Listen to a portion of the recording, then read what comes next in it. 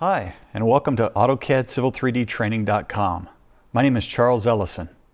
I recently received an email from Julie in Boise, Idaho, and this is what she had to say. Hi Charles, I'm launching a high school AutoCAD and Civil 3D course.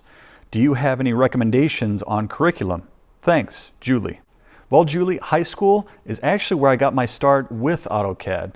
I think I was a junior in high school, and in that architectural class, that's where they taught me the basics of AutoCAD.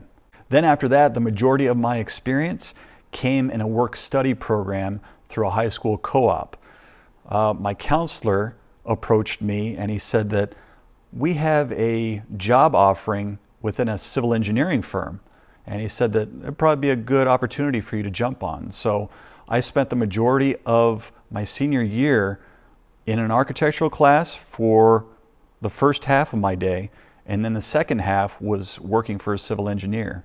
Now, your high school might have a similar path for your students. Now, I would recommend that you focus your curriculum in the first year solely on learning AutoCAD, learning the basics of creating lines, creating circles, mostly learning the user interface, okay?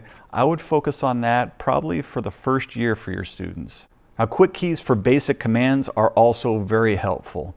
They kind of increased my speed over time. Now, in the following year, I would gradually introduce them to Civil 3D, introduce them to the interface, show them the similarities between AutoCAD and Civil 3D, because Civil 3D, if you remember, is built upon AutoCAD.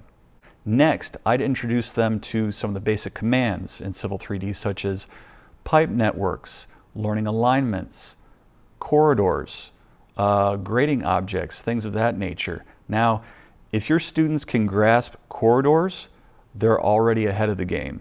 Lastly, really make an effort with your students to learn how to grade sites, such as learning grading objects for detention ponds, learning how to create feature lines, learning how to use feature lines to create offsets for curbs.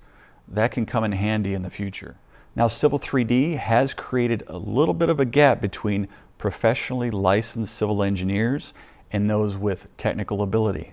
Firms now often have a surplus of engineers, but those engineers aren't necessarily proficient with Civil 3D. Now, conversely, firms can also have a surplus of civil technicians, but they lack the ability and the confidence to be able to design sites themselves. Now, if your students can learn site grading, that can help bridge the gap. I hope this helps. Take care. Now, if you have any more questions about Civil 3D, please go to the Ask Charles page within AutoCAD Civil 3D Training.com. Thanks for watching.